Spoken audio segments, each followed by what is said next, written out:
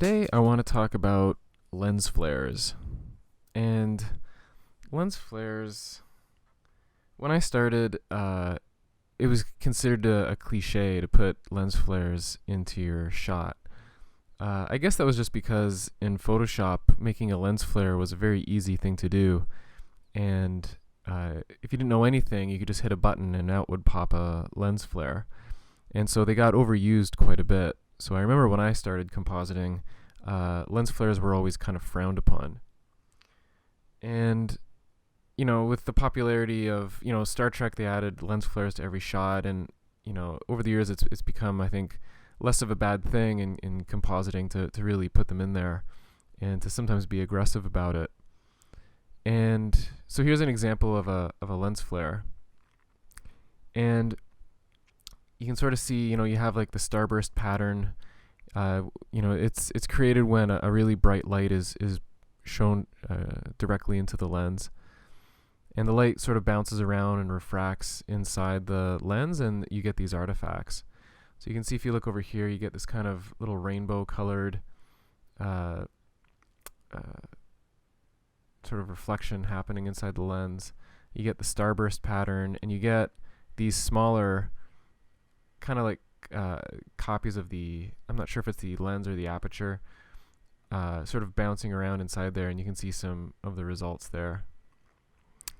And if we look at movies, and one of my favorite movies of all time is Die Hard, and you can see that these lens flares look a little bit different. They're anamorphic lens flares, which means the main thing is that they're oval, they're not circles, and you get these really cool looking streaks that go from side to side, and they're all over the place if you look at Die Hard, and they can look really interesting. But then there's also, you get the real close-up kind of rainbow colored refraction happening inside there, and the starburst pattern of the light source kind of blooming outwards. And just generally, when the light shines directly into the lens like that, you get this kind of light bouncing around in there. I'm not sure what the technical name for all this is. At one studio I worked at, they called this like flashing the lens, when the lens would get really bright, and you notice like the blacks of his suit jacket have gotten a lot brighter. So you get this kind of haze that goes over top of everything as well. If we look really close, you can sort of see the discoloration that happens. So even though it's like a blue, at the tips of them, they get a little bit orange. And even in like the starburst, you get this sort of coloration that happens inside there. And you can sort of see some different examples. And here's another real good example of like a classic anamorphic lens flare happening inside a movie. So again, the starburst pattern, but this time, if you look at it, let me just actually look at this bit. You can sort of see this one's interesting, where the starburst pattern sort of happens just at the top and not so much at the bottom. You get the kind of rainbow colored stuff happening over here. This is kind of more of a reddish. Then you can clearly see like the chromatic aberration stuff happening along the outer side of it. But also notice that it's brighter at, like, say, the sides than it is at the bottom for this one. So there's lots of these little organic things that happen. The streaks sort of come out, and again, they sort of change color as they hit the edge of the frame. So if you were inside of Nuke and you wanted to have lens flares in your shot, you had the flare node. And if you were like me, you looked at this and you thought, how the hell am I going to get this looking like this? And you look at all the controls on it and you start playing with it. And for me, when I started playing with it, I never got anything that looked good. So the next thing that I would do is I would look online to see if I could find any gizmos that I could install on my machine. So some gizmos that you can install, if you look on Nukepedia, there's Flare Factory Plus 3.0, And I think this has been around for quite a while. The author is this guy, Doug Hogan. And if I ever meet Mr. Hogan, I'm going to buy him a drink because he has definitely helped me out without knowing it on a few projects. And so you can see here he's made a bunch of presets lens flares. And so you can download and install this. He has a website, doughogan.com, that actually has some other stuff. If you go into his toolbox over here along the side, and you can see all the projects he's worked on. So he's, definitely an accomplished compositor. And you can see some of the other tools, and there's the Flare Factory Plus as well. There's also another one I found on Nukepedia called Autoflare, which will look at the brightness of your image and create a lens flare. And I mean, to be honest, you're probably familiar with Flare Factory Plus. If you look at how many times this has been downloaded, over 2,000 times from the Nukepedia, which I'm sure puts it in the top 5 for downloaded gizmos. There's also this training done by the Gnomon Workshop, creating highly realistic composites by Rob Niederhorst, I think his last name is. And there's a chapter here on atmospheric effects and flares. So there's some training here if you want to see how he goes and how he makes it, his lens flares. So there are resources here. This one obviously you have to pay for. And if we install the gizmos, if I look at Flare Factory Plus, on Nuke 7, there's a bit of a bug that's in this gizmo, and I'm not sure exactly we can fix it. It's easily fixed, but you can see here that we don't have like the bright pattern here in the center of it. So what you can do with any gizmo, and you're probably aware of this, but inside of any gizmo, if I go to Node and I click Copy to Group, like you can't go inside this gizmo.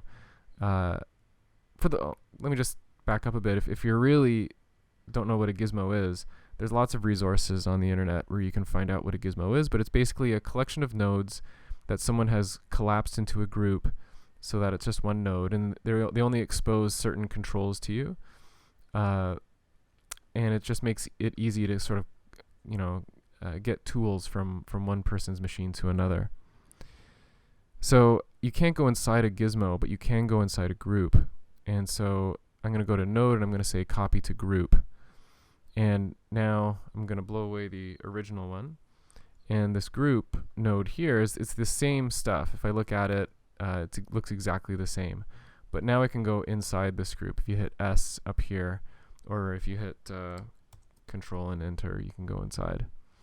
And here you can see what Doug Hogan did to create this node. And so every one of these under the backdrop is its own lens flare. And you can switch from one to the other. So if I look at this, you can see here's the lens flare looking proper. And if you sort of follow the comp down, and all these green lines are expression arrows. And I believe, just because they're all linked to this position, if I go here and I turn off expression arrows, then it makes the comp a little bit more manageable to see. But they're all being linked to the position. And if I go down over here, it looks like there's something going on with the mask input, because right up before that, if I look at the comp, everything looks good, and then once I go into here, things kind of go kind of bad. So for now, I'm just going to deactivate those, and so that's going to just pass through, and then I'll go back up to the top of my group, and now I can see over here. I'm just going to drop the quality down just a little bit.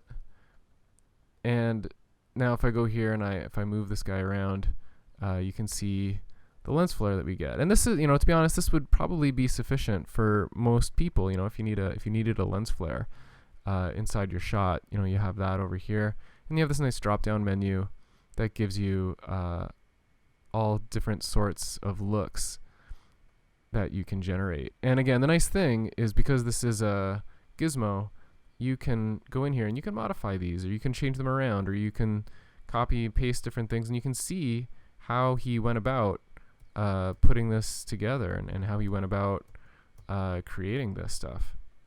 I always like kind of going into some artists' gizmos and just seeing what they've done and how they were able to create such cool things. So there's this one here. This is Flare Factory Plus. And there's another one.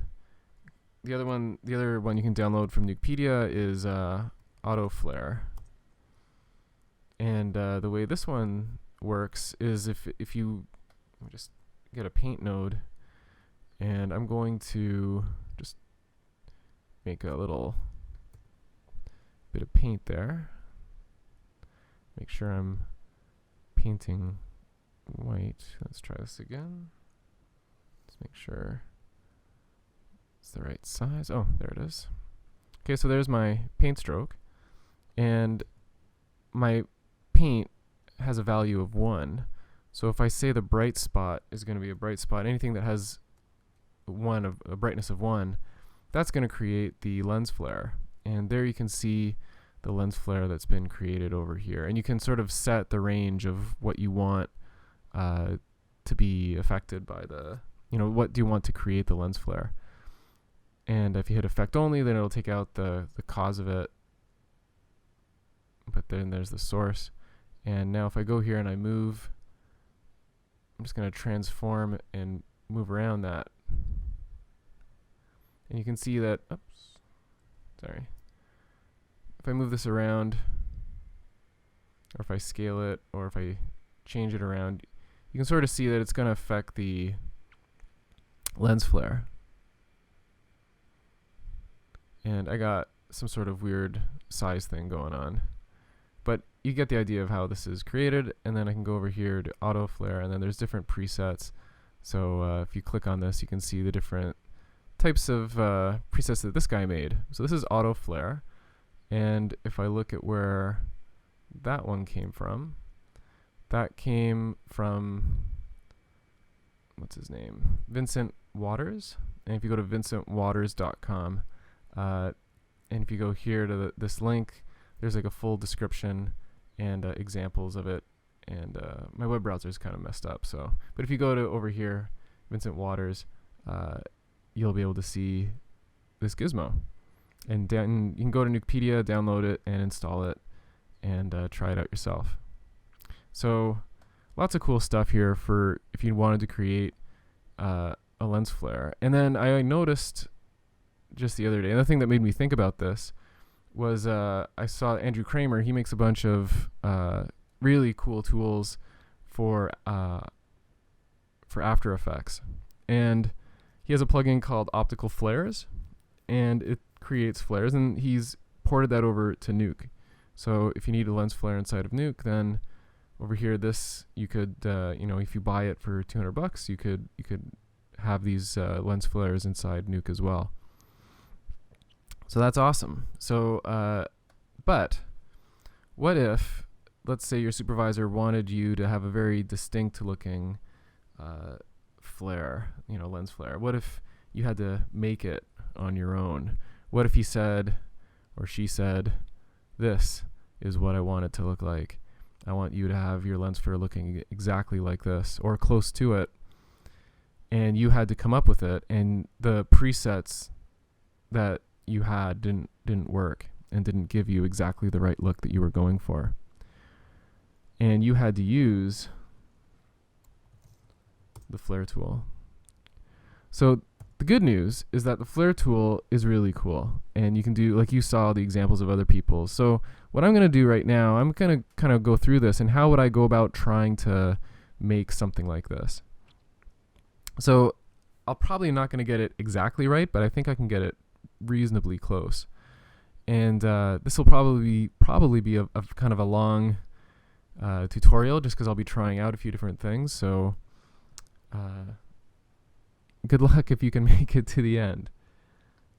So if we look at the flare tool, we have stuff here for the position, and the first thing is there's an offset here. So right now, no matter where I move this guy, it's going to be right in the smack center of the position. But if I go to offset and I move it, you can sort of see this is affecting the offset from over here. And if we move it around, you can sort of see that it's always going to want to move around the center. There's something special about the center of your shot. So you can see here as I rotate around, it's rotating sort of like the axis for this rotation is in the center. And if I move it in and if I move it out, you can sort of see that it's always kind of pivoting around the center point of the frame. And if you set this to 1, there'll be no offset. If I set it to, say, 0.5, and let's say I go all the way to the corner over here, then you can see it's kind of like halfway between the center of the frame and to the corner. If I set this to 2, then you can see that it's like whatever I moved it to the corner over here, now it's over in the corner over there. So you can hopefully start to play around with this and get an idea of how this is going to work. And the reason for that is that a lot of this sort of secondary stuff is revolves around this offset. So if I look at a lens flare over here, like this stuff over here, and so that's like the source and like sort of like the starburst that comes out, and we have like these streaks that come out, and maybe even some of these rings that are around here, maybe some of them, they're going to be kind of anchored to the position. And then other parts, maybe like the outer hoop over here, or maybe the smaller kind of flare over here. Or if I look at this example, maybe some of these smaller ones over here and down over here and here and here. These ones would be offset from the source of it, which is over here. Okay, so that's what offset is going to do. And then the next one down is size, and you have these 3 sliders here. And this one is for going to increase the size of kind of like the, imagine here that this is like a ring here, like a donut. And I'm just going to make this a bit easier to see. I'm going to take that inner color and set it to 0. So we have this ring that we can manipulate. And so this part here controls the outer part of the ring, how far away and how big that's going to get. And we also have over here an outer fall off.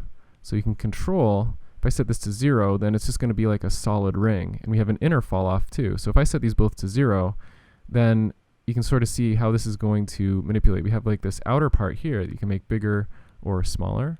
And then you have this part over here, which you can make bigger or smaller. And then we have a center point, which kind of controls how the fall off is in relation to these two sides. So if I set both of these fall offs to 1, okay, so now I'm going to have a nice little gradient there. But if I take the center part of it and bring it all the way to the side, then you can see that now this, because I've brought these two so close together, there's not really a lot of space for like the grayscale to roll off of. And so we get this really hard edge here, but we get a very soft edge on the inside. Or if I go over here and go the opposite way, then I'm going to have a very hard edge on the inner part and a very soft edge on the outer part. Or if I just sort of leave them in the center, we'll get fall off on both parts. Okay, so, but this really controls the size of how big this guy, how big this ring is going to get. Then we have an overall size multiplier. We have, this is going to make it bigger or smaller. And then we have anamorphic controls, which will create that kind of oval shape that you saw in Die Hard and in some other examples. And you can make the anamorphic shape go either way. You can also, even though this stops at 2, you could put in some real crazy numbers. Like here I set it to 20, or I set it to 10. And you can see I'm just stretching that hoop a lot. And if I set it to 5, and then just bring it back down to 1. So we have the fall-offs over here, the inner and outer fall-offs, and then we have an inner color. So right now the inner color is black, and I think the default is that it's set to 0.5. So we can sort of fill that in. We could set it to 1 so that it would just be one solid circle. And then we have the overall ring color. So again, you could set that, and this is for the outer ring, not the inner part, but it's the ring here. So you can set that to different colors if we like. Then we have down here chroma spread. And if I look at the chroma spread, if I do that, you can sort of see if I really exaggerate this, make it really big, you can see it's taking the red, green, and blue information, and it sort of scales the red and it scales the blue in. And if I go the other way, it'll go the opposite way. It'll have the blue on the outside and the red on the inside. But if you just do this just a little bit, you get that sort of chromatic aberration look, and you get that kind of rainbow color that was happening in some of the other examples. Like if I go over here and I look at this example, you can kind of see those rainbow colors happening over here. So if I look at this, that's one way that you can sort of recreate that. There's also a chroma shift, which if I crank that, instead of scaling it, it just sort of pushes it off to the side. And if I go the other way, then it'll just invert the colors. So here red is on the right, and if I go the other way, then blue is on the right. And then there's an angle, and that just will allow you to change the angle of your chroma shift. And I believe it works for this one as well. Okay, so you get the sort of stuff here that you can play with. Down here we have visibility. This controls the overall visibility for the whole thing. The brightness, and again, you can tint this a color. And this will affect everything. And then we have in and out and mask blur. And unfortunately, I don't know how to make this work. I've tried to pipe in different channels to try to mask out certain areas, and I was unsuccessful. So maybe in the comments, if people could fill me in, that would be awesome, because I have no idea how to get that stuff to work properly. I tried it a couple times, but I couldn't work it out. Underneath it down here, we have shape. And right now, it's like a circle, and that's because edge flattening is set to 0. But if I set edge flattening to 1, then you can sort of give it a sort of pentagram look. And there's corner sharpness. So if I set that to 1, then it'll be like razor sharp. But I notice if you set it to 1, you can sometimes get these little artifacts happening. So I usually never set it all the way to 1. Even just a little bit of roundness will help soften that out. So you can do something like that. You have angle. And then with the corners, you can set this down. The lowest you can have it is a triangle. If you go beneath that, it'll just pop back to the ring. And then you can keep growing this out so you have more and more edges here. And that's the main setup here for the actual look of the flare. Now, if you needed, this is also if you were working in Nuke and you needed to create a box, you could do something like this to create boxes if you needed it.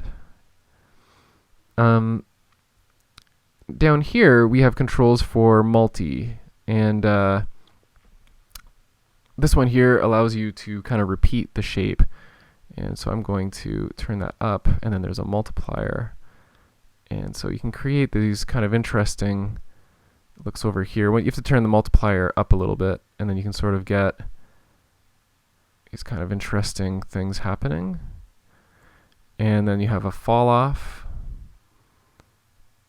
And so these are the areas that will be kind of darker. And then you can play around with the angle, the rotation of that. So this is good for adding, asymmetry to your lens flares so that they don't look totally perfect. Or maybe some areas are brighter than other areas. And we also have down here multiple flares. So if I turn this on, okay, you can sort of see that I'm getting a bunch of them overlaid on each other. But now if I go to offset and I turn that up, oh no, sorry, I was wrong. If I go to random offset over here, this will kind of stretch them out. So now I'm getting these guys that should look hopefully like the repeating shapes that I'm able to get over here and over here.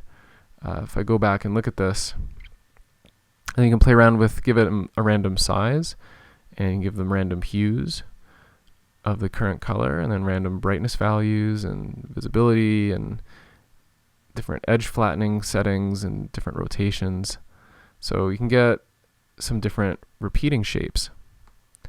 Also, there are some presets that you can set over here. So if I say reset all, and then set this one, then you can see that this will sort of jump to this preset, and you would be able to see the settings that they had set over here and sort of try to learn how this node works by looking at this stuff.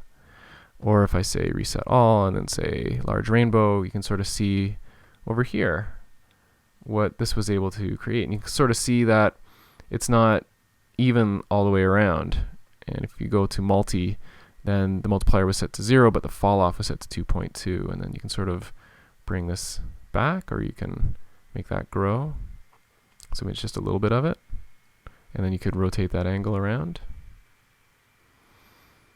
And if I go glow balls, then this would be maybe a nice starting point for that center flare. And again, you can see the settings that they have over here. And sparkles, so that could be another sort of center piece where you have like the starburst coming out. And I say symmetry is another one. So they have some presets built in to sort of give you an idea or to get started on some things. But let's start this from scratch. So the first thing that I would do if I was attacking, and really when I try to solve any problem when I'm comping, I try to target one sort of piece at a time and break this down into smaller chunks. Because if you just try, okay, I'm just going to make this thing, and you just go at it all at once, it can be very difficult. It can be very, very challenging to try to, solve everything all at one time. I really just try to break it down. And so the first thing that I would need is like a source over in here, something kind of bright, and something that would be maybe like, the headlight of a car that's shining directly into the screen. So if I drop down a flare, and I'm just going to drop this in the center like that. And I want this to, be kind of soft and fuzzy, but on the inside it should be pretty bright. So I'm going to set the ring color, the inner ring color, to like 1, so this is like a solid thing. I'll make it, these two inner pieces can be a bit smaller. And then this big piece here, I can make it really kind of big and really kind of soft. I can make it really big if I want. And then I could take the size multiplier and bring it down, because I just want to have that kind of big gradient in the middle. And I could add a little bit of an anamorphic. Depends on the movie, obviously. If your movie wasn't shot with anamorphic lenses, which most of them I think are not, but you should obviously make sure. Only anamorphic movies would have that sort of anamorphic tilt, but they have it here, so I'm just gonna do it. I think it kind of looks kind of interesting. So something like that. And I mean, that could pretty much be it, really. I mean, we could sort of play around with this and see if we can get anything else, but really this could be okay just to start. And we can always go back and check this out, but no, I'm just going to call this was, we'll call it source, because it's the source of the flare. So after that, what might be nice is, like, this should be, in theory, it should be blown out. Like, it should be brighter than 1, because it's so, it's like a bright light shining into the lens. So what I could do is add a glow, glow.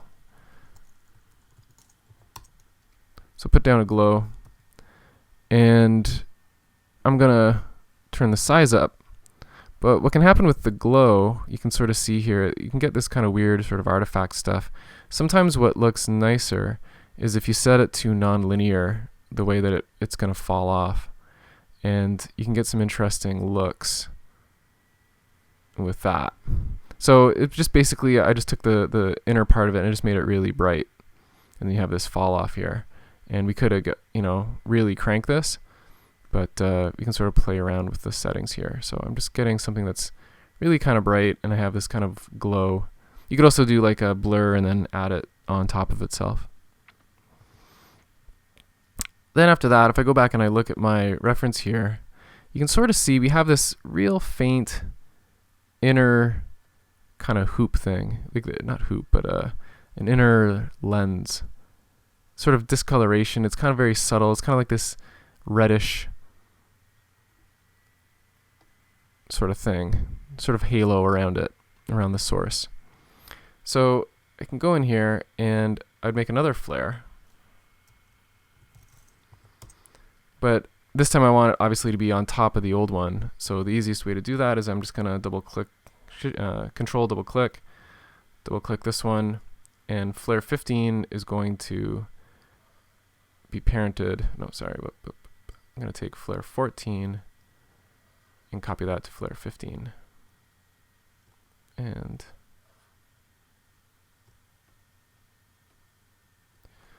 or go parent flare 14 position. And then I could copy that. We're going to use this expression a lot.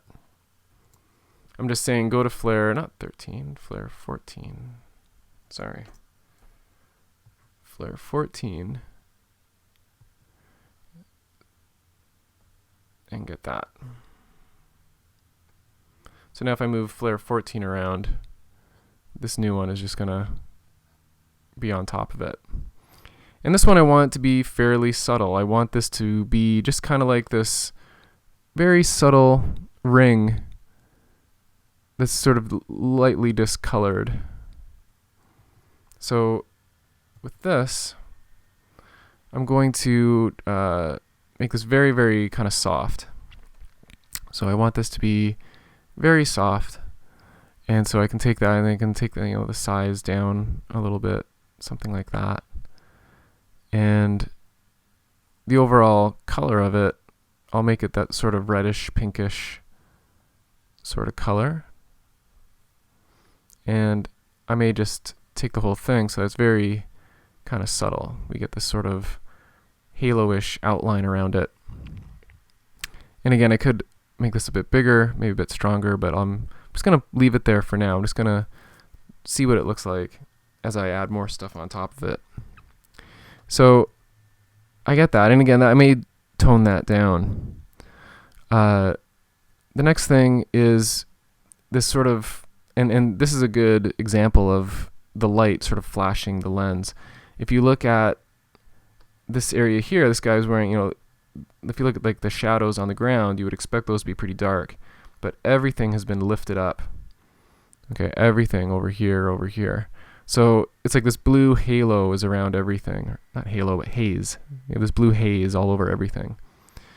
So the next thing I'm going to do after that is put like a lot of this blue haze, maybe, and it depends how big I want to make this. I can go back and edit it later on, but I want to have like a big blue haze over top of a lot of stuff here. So this one was that kind of magenta halo. Magenta inner halo. And then I'm going to make another flare, and I'm going to just paste that expression so it's linked. Why does it keep saying flare 13? Oh, this would be flare 14.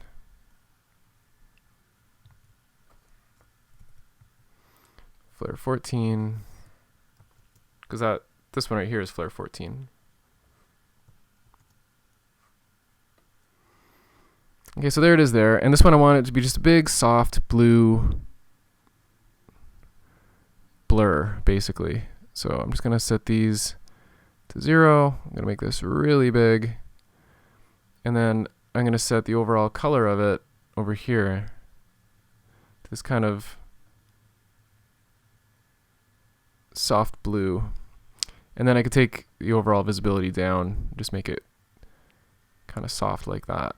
And I could always increase this to, if I need bigger amounts, something crazy like that. And this may look really big, but if I look at this, it's the whole frame is being kind of washed over by this blue highlight.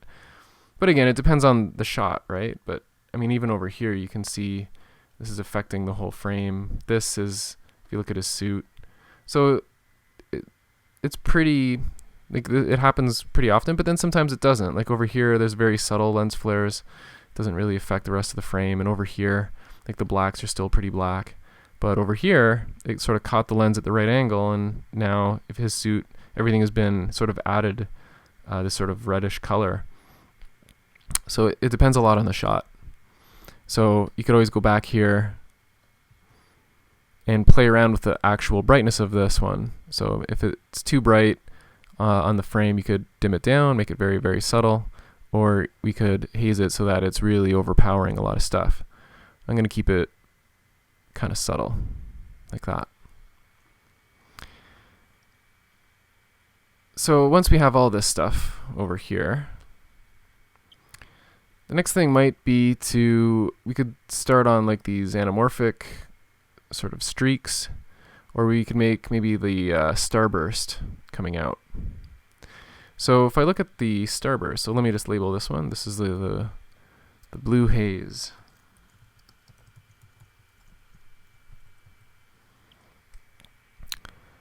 And I'm going to drop down another flare. And same thing, I'm just going to paste it so that it's linked up to flare 14. And with this one, if I want to make those starbursts, okay, and again, depending on the shot, starbursts look differently, depends on the lens. But for this one, you can see that I have really long, kind of thin streaks going out. But then if I look at this one, I have a bunch that are mostly at the top, but not so much at the bottom. And if you look at this one, you can sort of see, they're kind of all evenly spaced out over here, and there's quite a few. So, and this one, they're very, very subtle. So again, it depends a lot on the look that you're going for. But if I go over here, I'm going to increase the corners to, let's try 20. And I'm going to flatten out my edges. And I'm going to make the corners sharp, not super sharp. And it still looks, kind of bad. And what if I do something like that? Okay, so now we're starting to get something interesting. I'm taking the edges, and instead of making them flat, I'm kind of bowing them inward, which is kind of interesting. And I would really help it if these edges were a little bit softer and maybe a little bit longer. So this is the outer part of my ring. So if I make the outer part of my ring longer, then I'm going to get something like that. The inner part, that's what this dark part here is, that inner color. So if I go to my inner color and just set that to white, then I'm going to get something like that. And maybe instead of 20, what if we said 40? No, we're still getting a lot of this sort of extra bits inside it over here.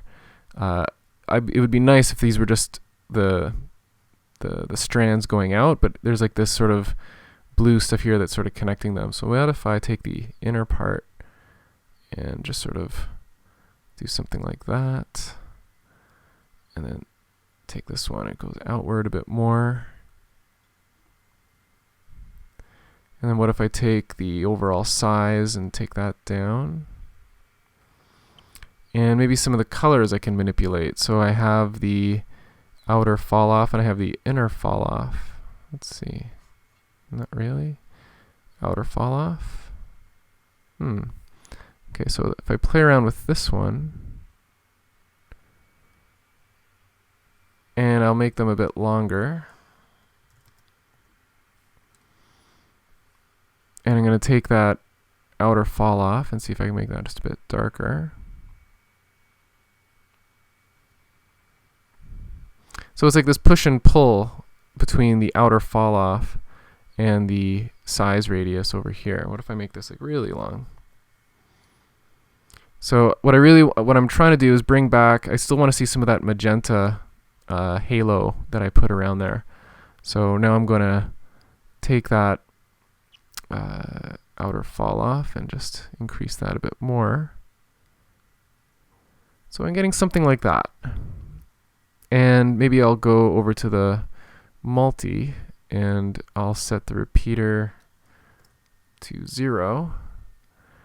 And then I could maybe rotate that angle around. and then play around with the fall off on it. So it's only really coming out the top of it, which is kind of like what is going on over here. Now they're a little bit finer. You can sort of tell they're a little bit finer. And they're kind of streaky a bit.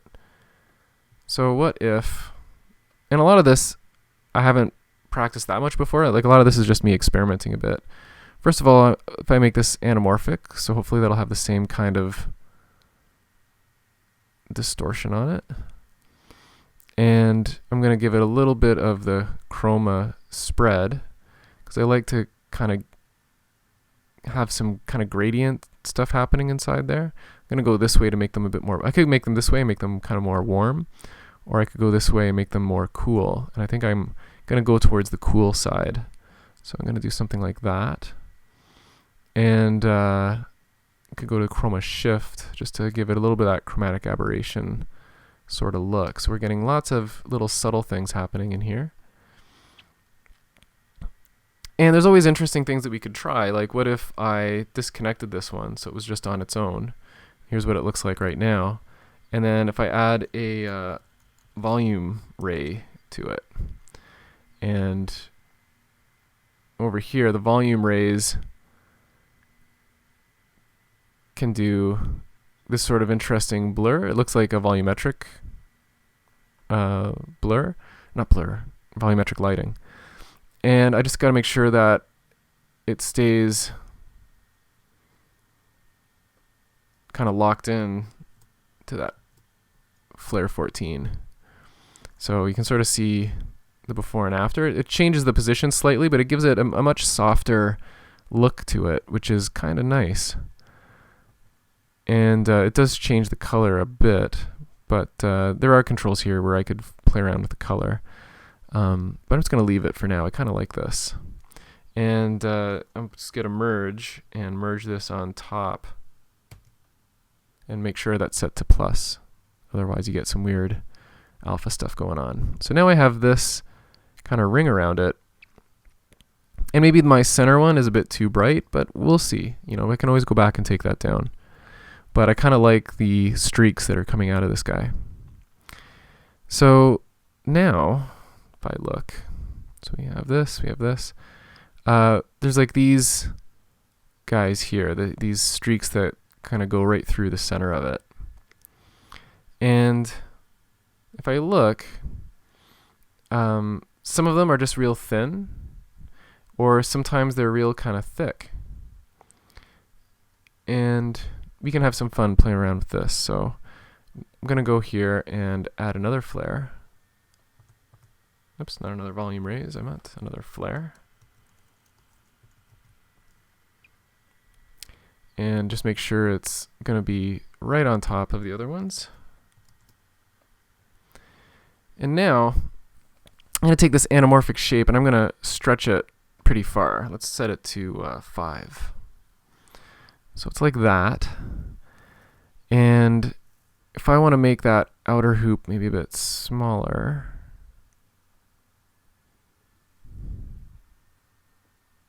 we can get something kind of soft looking like that. And again, I'm going to make this kind of big. Oops. Let's close that. Makes this kind of big, and then I can take the size multiplier and bring that down, because what I really want is maybe one that's going to be kind of like the main one, and then maybe smaller ones shooting out of it. And I can take the anamorphic up a bit higher, maybe 6, 7, maybe something like that. Maybe down a little bit. And maybe take this one over here. So we get something like that. And I think I just would have to tint it slightly. So I'm going to go to the outer color. And so here's the outer color of it. And here's the inner color, which we don't really see because it's so close together. And the outer fall off, I could turn that up. Yeah, so I get this nice kind of soft looking streak that's going to go through it. And I'm going to make others that extend through the whole shot, like from side to side, but this one is going to be kind of like the one in the core that's right in the center of it. And so I'm gonna go over here and just make that kind of a baby blue color, real kind of subtle. So just what I often do is I'll find the tint that I want for the shade of blue, so maybe like a bit of a darker blue, and then I'll move this in towards the center. So it just has this kind of light tinting on it. And I can sort of see my center part is a little bit, it's getting a bit too blobby, like it's losing a lot of definition there.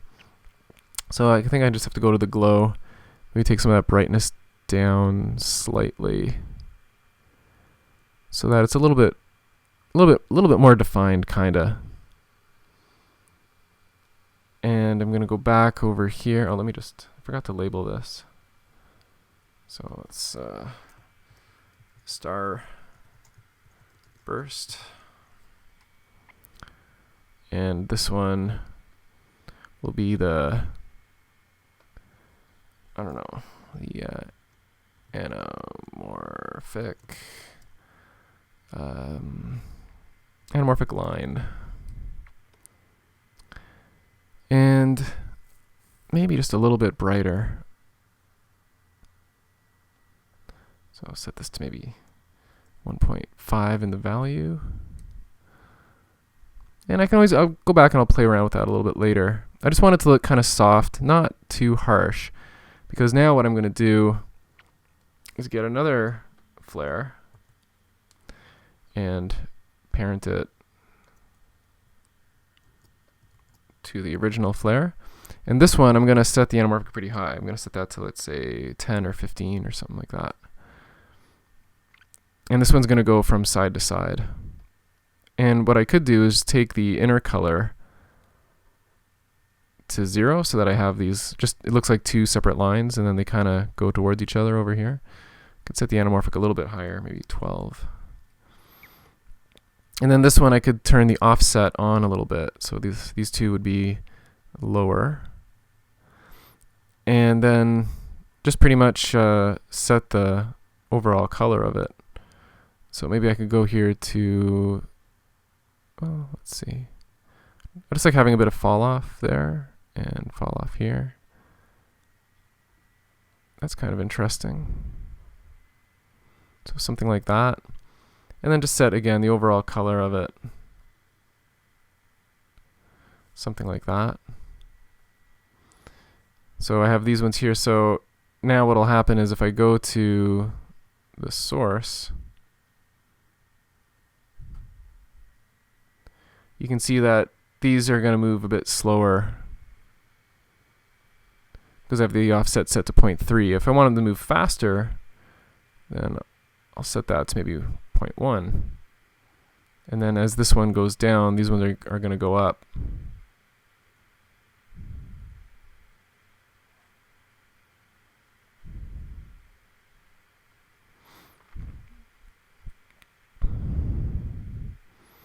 And then I should have maybe one just dead in the center there. So I'm just going to make another flare.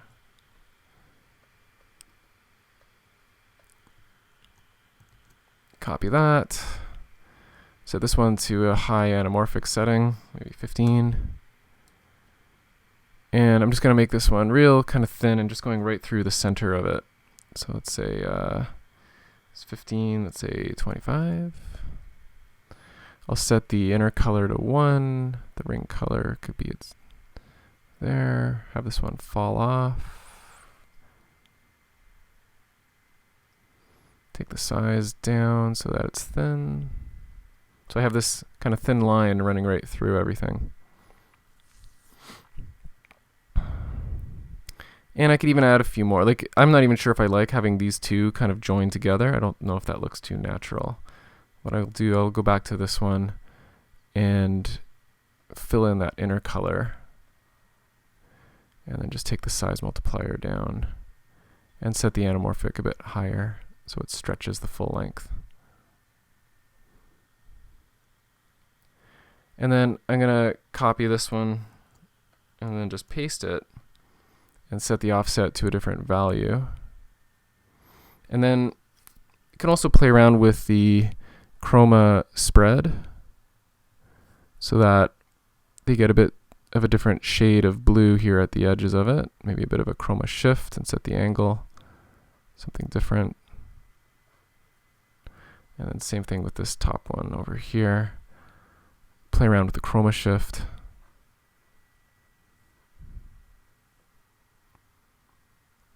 Like that. And I'll do the same thing. So these three are these streaks that are coming on and off. So again, just play around with the chroma shift.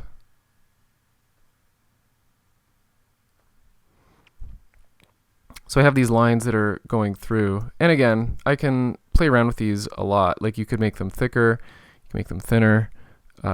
These ones here are fairly thick. So I could just go back over here. And if I want to thicken that one up, if I just find which one it is, I could just go to the size here and just make it a bit thicker, like that. And then that one was pretty strongly blue. Like I'm keeping mine pretty white and pretty desaturated. But if I wanted to, it'd be very easy just to go in here and make it really, you know, a deep dark blue. So it looks like that. Lots of flexibility. So some of the things that it's missing now is like this ring around it. Okay, you can sort of see the yellow, the magenta ring. So I'm going to make another flare, and then make sure that this is set to parent flare 14 position. Copy and paste. And now this one, if I go to presets and just hit the rainbow, it'll get me there, but let's just try to do it ourselves. So I'm going to go to the inner color and just set that to 0. And then I'm going to make this a little bit anamorphic because everything has been a little bit anamorphic. I'll set the size over here about the size that I want, and then I'll move the inner one over here and then the outer. Oops. You got to be careful when you move these. It's a little bit tricky. If you grab anywhere in between these two and slide it, you notice that the center piece goes as well as this piece. And if I go on this side over here, it's actually easier to grab these ones from the outside because then they get brought in a little bit. It's weird. You don't even actually have to grab them. You just can kind of go over here and click and it'll slide in. So I could make a ring that looks kind of like that. And then I could make the size maybe a little bit bigger. Maybe something like that. Maybe a little bit more anamorphic. And then the big thing with this one is going to be the chroma spread. So if I go here, that's going to give it that chroma shift. Or sorry, the chroma spread. And then I can even do the chroma shift over here to make one side more than the other. Just to add some irregularity to it if I wanted to. And then there's the fall off over here. So I could try to increase the fall off just so that's a little bit softer. And that chroma spread is a little bit heavy-handed. So I'm just going to pull that in slightly. So it just looks like it's going to get some of that ringing there. And if I go back here to the one that we were using, it does have this sort of pinkish, like this one over here is more of like that rainbow color. This one over here is a little bit more pink. So if I go back to this, I just kind of group these over here. So I'm going to make this one maybe a little bit pinker. So I can go to the overall visibility of it, make this one kind of pink overall. And actually, I think there was a little bit more of a fall off like that on the inside of it. If I go back and look at it. And just overall, it's just way too visible. So let me just bring this in like that. I'm going to take the visibility of the whole thing and just drop that down so that it's kind of subtle like that. And what I could also do, if we look at this one, it's all very soft. And mine is looking pretty harsh. So I'm just going to disconnect it here. And then I'll just add a blur to it. Just soften that up. And then I could add this back on top. Make sure it's set to plus. So I get that, and then of course you can always play with the blur to make this the appropriate level. And then, continuing on, we have this other hoop over here, and it looks like there's a bit of an offset on that one. So I'm going to go back here, and I'm going to just make another flare.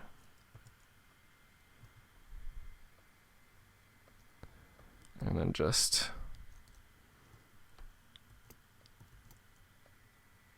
paste the flare over here. And then same thing, I'm going to make this one quite a bit bigger.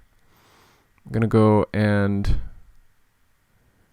make this one maybe almost as big as it'll go. And this one I'll bring out over there, and then this one I'll go in over here. Set that inner color to 0. Let me just play around with these a little bit. Go to the size multiplier and just make the whole thing a bit bigger. Or maybe something like that. Make sure to make it anamorphic. And I'm just going to move the offset slightly, like that. Use the chroma spread.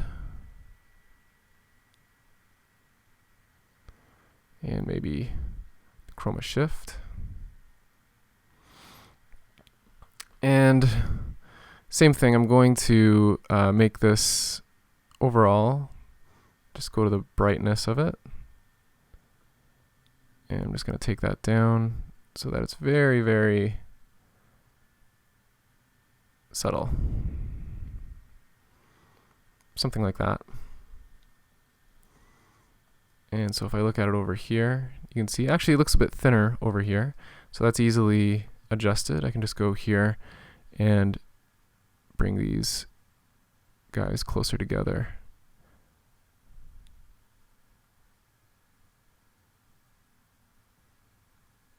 And just want to have a bit more fall off on it just so that they kind of merge and kind of blur together. Same thing, I could put this one off to the side and blur it and before I merge it in. But I'm just going to leave it here right now. Now what I could also do maybe is add a little, like, I don't like how symmetrical, especially this pink one here is. I'm not really digging that one too much. I think I have to take down its opacity a bit more. But what I can do, I'm going to go to set the multiplier to maybe 0. Just give it this sort of, you know, not symmetrical kind of look. What if I set the repeat to 2? Yeah, so it looks kind of like more visible on the sides than it is on the top. I could play with the fall off of that. So maybe something like that. And get the angle so that it's not a perfect 90 degrees. So I'm kind of liking that a little bit better. And again, this is just totally just by eye. Like I'm not following any real rule or anything like that. I'm kind of half going by reference and then just half seeing what I think looks kind of interesting. And over here, I could maybe do the same thing. I think I would like to do that. So this is the rainbow ring. So once I have that, so this is over here, and same thing, I just want to go to multi, and I want to play around with the, set the repeater, set that to, sorry, the multiplier, or actually, which one was it? Oh yeah, repeat, set that to 2, multiplier, set that to 0. And then I get the same sort of look. And I think I'm going to blur these two together. I'm not really digging that they look a little bit too separate. So I'm just going to soften them up a little bit and then just add them back on top of itself and set that to plus. So here's my guy so far. Now, what I'm not totally happy with is the starburst. I don't really like how it's only going off in that top direction. I think for this example here, I'm going to try to spread them out a bit more evenly. And I don't really like the pink thing in the middle. I think it's too strong. Got to just tone that down a bit. So I'm going to go to this magenta one over here, and I'm just going to take the visibility of it down. And I'm going to go to that starburst, which is right over here. And I played with that with the asymmetry, and I played around with the angle of it. I'm going to go here. Let's set that repeat to 2. And I'm going to set the fall off. What if I just set this to 0, 0, 0, 0? So now this is just going off in all directions. Maybe it's a bit too noisy. I kind of like it. I just have this so that it's, you know, just, yeah, it's going off in 360 degrees. Maybe let's try 2 and set the fall off to 1. That's a bit too strong. Set the fall off to maybe a smaller amount. Nah. That just looks unnatural.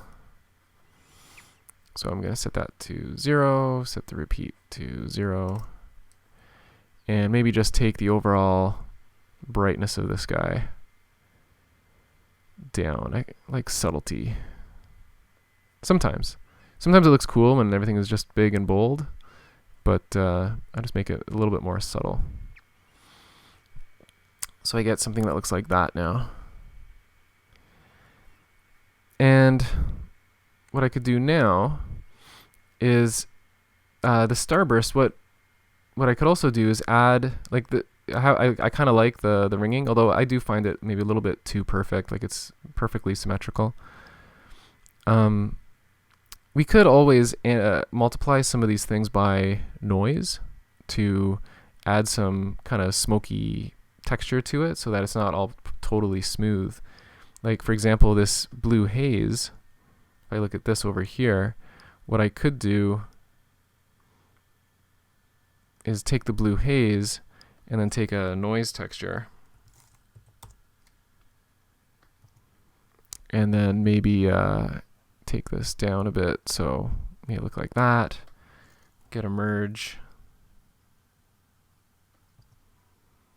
multiply it, and then get a merge over here, and then set that to plus.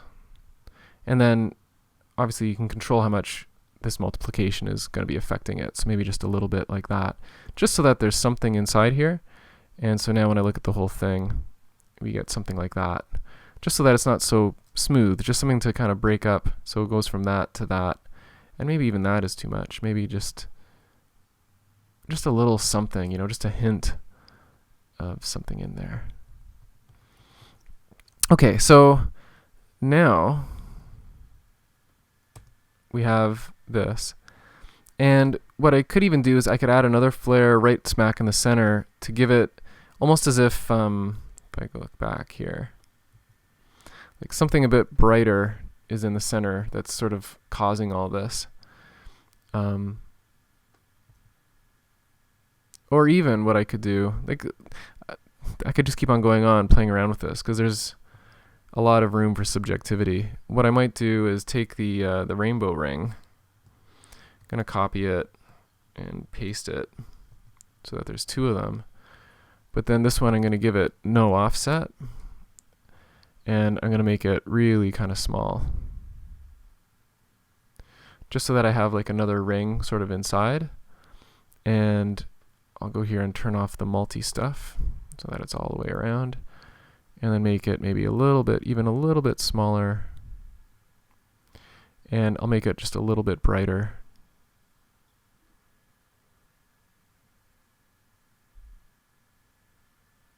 Something like that. Just to give it sort of like some more, just to maybe work in with some of that red haze that I put in the center of it. And then I could even make it maybe a little bit thicker.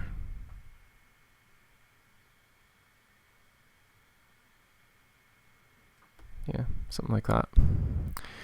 Okay, so now I got the anamorphic stuff happening. I have this stuff. I have this one over here, and this magenta one I think is still a little bit too strong. So I'm just going to go here, and I'm just going to still just take that down. I just want something like that. Okay, so now what I could do is put another one kind of in the center. So another flare. Go over here and, oops, type in parent dot flare 14 dot position, and then just copy that and paste it to Y, and make sure that I actually say OK. Now with this one, what I could do, I'm going to, and I probably wouldn't put all these in one, but I'm just kind of showing, you know, some things that we can do with this. What if I did something like this, gave it some harder edges, set it to maybe 3, something that's kind of irregular. I'll fill in the inner color with white. I'm going to put these ones over here, set this one up kind of far. So now I really have like this bright thing in the center. Like this could be like the light that was, you know, causing the shine. So we're getting a bit more of a directional kind of flare happening over here. And make that maybe a little bit anamorphic, like so. And I'm going to take the edge flattening. Let's see if I can take that inward a little bit more. And then stretch the size, the radius a little bit out more. And then go a little bit heavy with the chromatic spread. Go the other way, make it a bit bluer. And add a bit more of a chroma shift. So I get something like that at the source. And maybe bring out those edges a bit.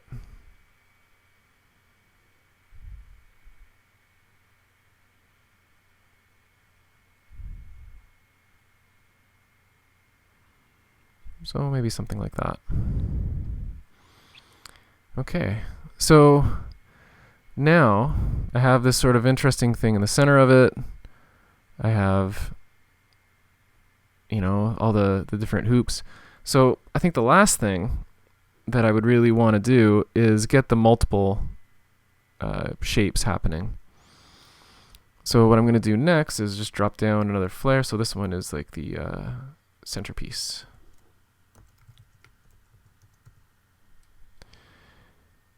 And then now I'm going to drop down the last one, and these will be the multiple pieces. So same thing, go in here and just paste this and that. And I'm going to make this one maybe a little bit smaller. I'll get anamorphic. And I'm going to, let's make it, let's just not look at everything all at once. I'm going to flatten out some of these edges. And then I'm going to sharpen the corners slightly. Let's make this a bit bigger so I can see it.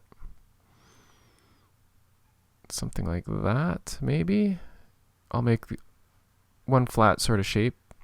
And then I'm going to go to the brightness. Let's make it this kind of bluish color.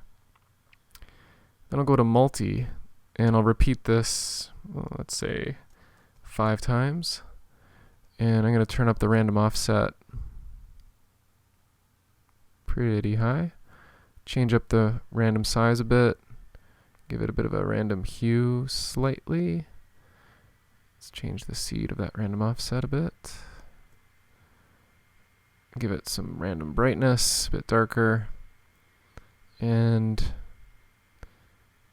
give it some rotation. And then just take the size multiplier down quite a bit. And it looks like I pushed them a bit too far. So under random offset, I'm just going to bring that in. Something like that. And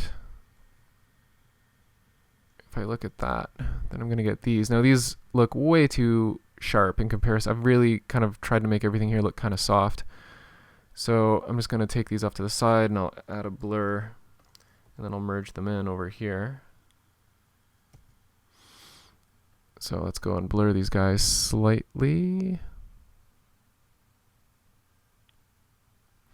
And maybe give these guys some chroma shifting. Just kind of subtle.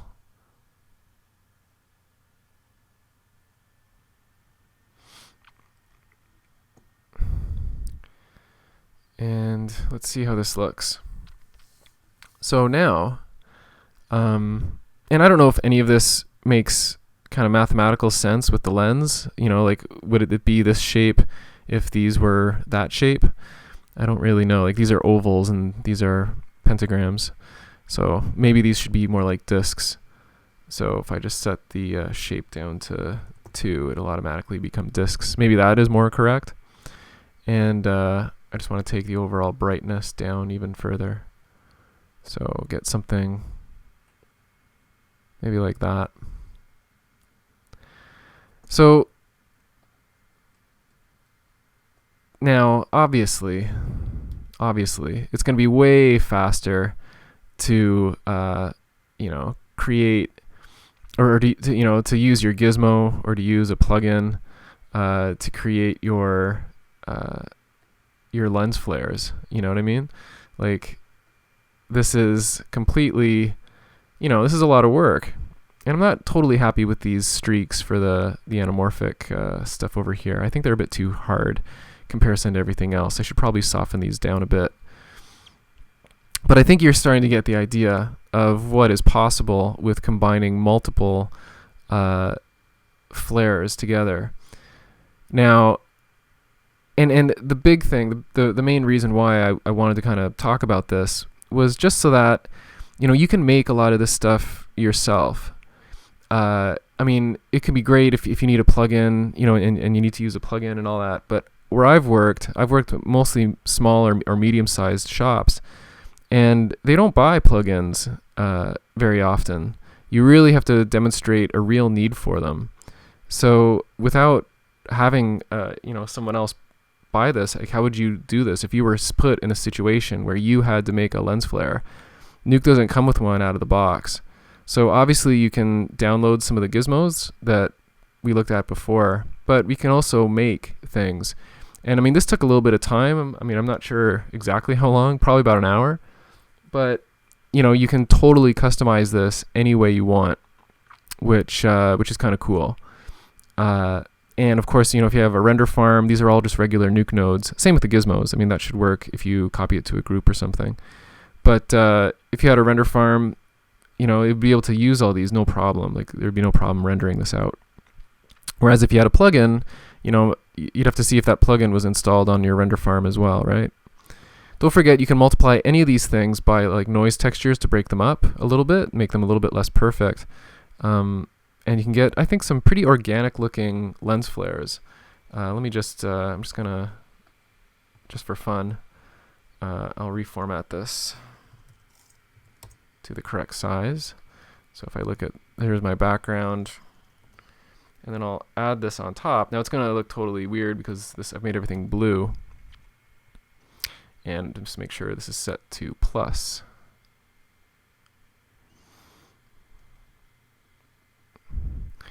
And now if I bring this over here,